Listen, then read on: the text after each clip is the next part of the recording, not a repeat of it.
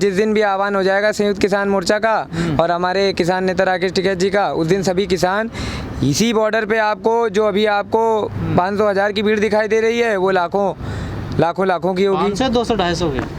ना, ये तो टेंटों में आप जाके देखेंगे तो आपको पता चलेगा। हर टेंट में 5-6 किसान तो हैं ही, कितने एक के टेंट लगे रखे हैं। मनोबल टूट गया अब किसानों? बिल्कुल मनोबल नहीं टूटा है, ये तो लोगों की मानसिकता है। उन्हें लगता है कि धूप, गर्मी, ठंड, बरसात ये किसान का मनोबल तोड़ पाएगी, तो ये बहुत ज़्यादा उनकी नकारात्मक मानसिकता है।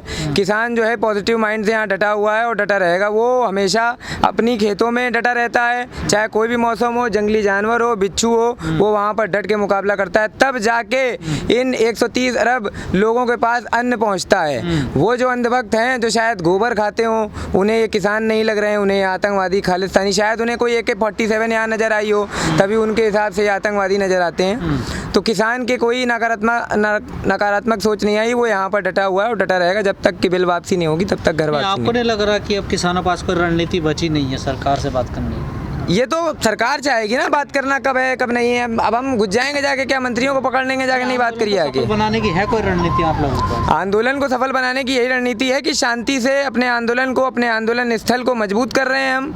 न यहाँ से जा रहे हैं, न कहीं ये टेंट उखड़ रहे हैं। टेंट जैसे ही लगे थे और मजबूत करे जा रहे हैं। आंधी आई, लोगों के टेंट हटे, फिर से वो टेंट लगाए गए। क्या टेंट हट गए? आंधी आई, टेंट उखड़े, फिर वही टेंट लगा दिए गए, मजबूती से लगा दिए गए। टेंट पर रहने के लिए लोग भी चाहिए ना। अरे आप टेंटों में जाके देखिए ना, आप तो पत्रकार हैं, आप यहाँ पर हैं, टेंट में लोग हैं, आप देखिए जाके टेंट में 2-2, 4-4, 5-5 लोग हैं। बाकी समय है काम का, लोग खेतों में काम कर रहे हैं। लेकिन बीजेपी के जो हरियाणा के प्रदेश अध्यक्ष हैं वो कह रहे हैं कि आंदोलन करना तो आसान बात है, लेकिन सही समय पे चला जाना भी ठीक रहता है। आंदोलन करना आसान बात है ये उन्हें लगता होगा। आंदोलन यहाँ पर हकूकों की लड़ाई है। हक जो छीनने का काम कर रही है मोदी सरकार, हक जो छीनने का काम कर रही है भाजपा की सरकार, उन हकों के लिए हम यहाँ बैठे हैं। फिजूल नहीं बैठे हैं यहाँ पर। यहाँ पर जो किसान बैठे हैं उनके पास भी बहुत से काम है, बहुत से अपनी ज़मीनों को छोड़ के यहाँ पर बैठे हुए हैं। वहाँ पर महिलाएं काम कर रही हैं। ये समझिए आप, सिचुएशन ऐसी है कि ये यहाँ पर लड़ रहे हैं, उनकी महिलाएं कह रही हैं जाइए वहाँ पर लड़िए और हम यहाँ पर खेती देख लेंगे, हम यहाँ घर बार देख लेंगे। सरकार कह रही है हम किसान को हक देना चाहते हैं। किसान बहुत बड़ी बेकदरी से 70 सालों से गुलाम रहा, उसको आज़ाद करना चाहते हैं, उसको मजबूत बनाना चाहते हैं। क्यों? पिछले 70 सालों में भाजपा की पिछली बार सरकार नहीं आई, वाजपेयी जी की सरकार नहीं आई थी, तब इन्होंने आज़ाद नहीं करा किसानों को। ये झूठे लोग हैं, ये झूठे वादे करते हैं। इन्होंने हमेशा झूठे वादे करे। मजदूरों के ऊपर एक कानून बना दिया जिससे मजदूरों को समस्या होगी आगे चल के। किसानों के ऊपर ऐसा कानून ले आए जिससे किसान जो है गुलाम हो जाएगा। जिस प्रकार गुजरात में किसान नमक का गुलाम है, उस प्रकार यहाँ भी किसानों को गुलाम करने के लिए ये कानून लाए गए। आप गुलाम वो आज़ादी की बात कर रहे हैं दोनों? यही तो बात है ना, फ़र्क की बात है। आप किसान के पास अगर जाएंगे, उनकी ज़मीन पे उनसे बात करेंगे जाके, तो वो आपको सच्चाई बताएगा।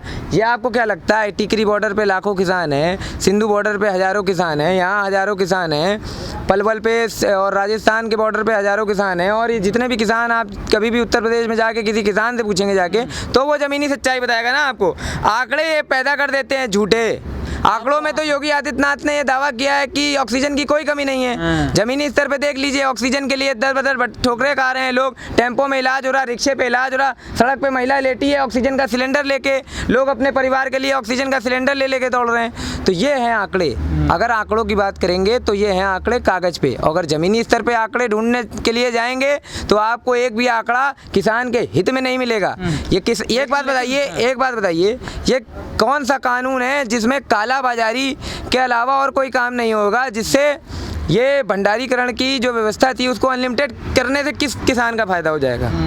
इससे किसका फ़ायदा होगा? इससे तो सीधा फ़ायदा जाएगा कॉर्पोरेट घराने को, व्यापारी को। जो व्यापारी जो है, जिसके पास सरकार के पास ये तो ताकत रहती थी ना कि हाँ इतना स्टॉक कर लेगा। अगर स्टॉक की सीमा असीमित हो जाएगी तो सीधा असर तो यहाँ पे पड़ेगा ना आम जनता पे, महंगाई पे पड़ेगा।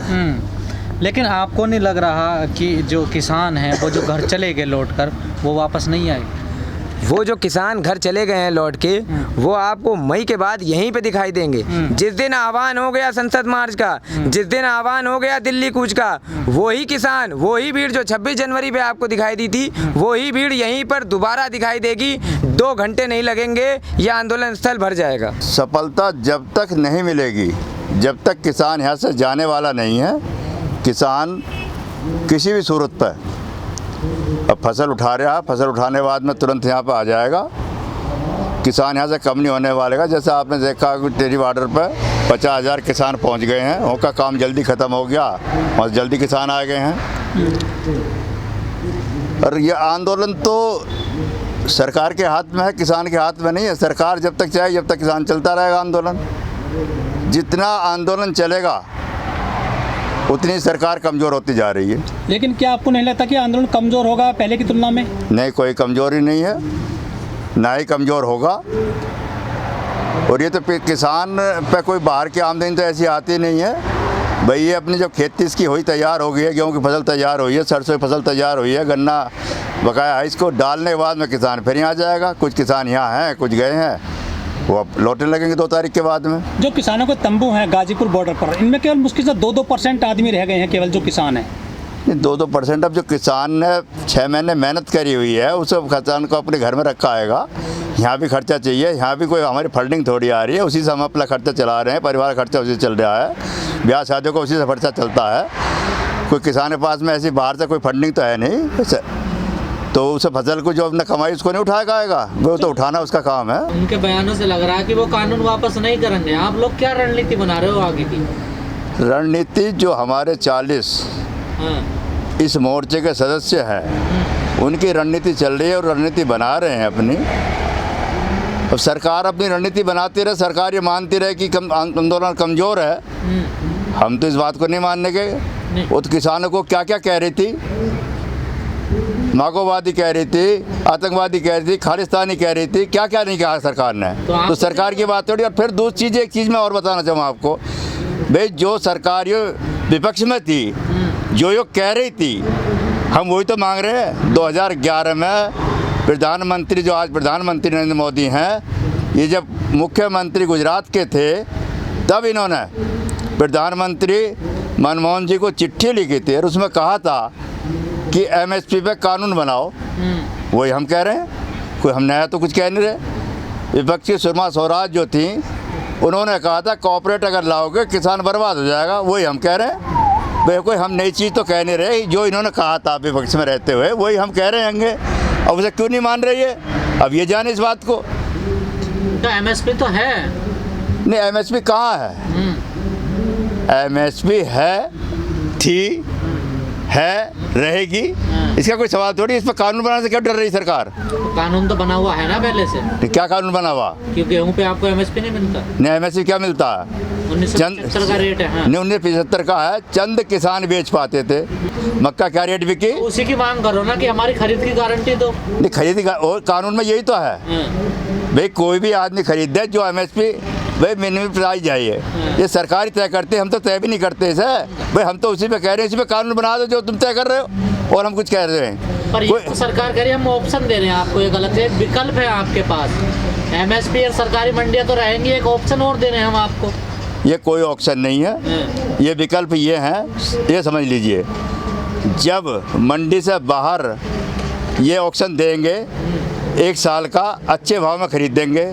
मंडी में जो व्यापारी बैठा था वो अपने घर चला जाएगा। जब मंडी पूरी तरह बंद हो जाएंगी तब मनमाने रेट से खरीदेंगी। ये ऐसे ही कहते हैं कि ज़मीन की क्या गारंटी है कि ज़मीन कहाँ जा रही किसान की? ज़मीन तो वहाँ जाएगी, कॉर्पोरेट तो जा आएगा।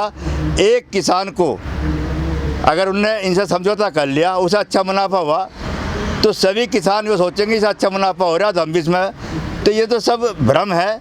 अरे किसान अब समझ गया इनके झाल में नहीं आएगा, और किसी सूरत पर जब तक ये कानून वापस नहीं होगा, MSP गारंटी नहीं बनेगा, तब तक किसान ऐसे जाने वाला नहीं है। लेकिन बीजेपी के जो मंत्री हैं, जो कार्यकर्ता हैं, नुमाइंदे, वो कहते हैं कि हमने गड्ढे भरे हैं, जो कांग्रेस सरकार ने 70 साल गड्ढे खोदे देश में। नहीं, गड्ढे थे कहाँ?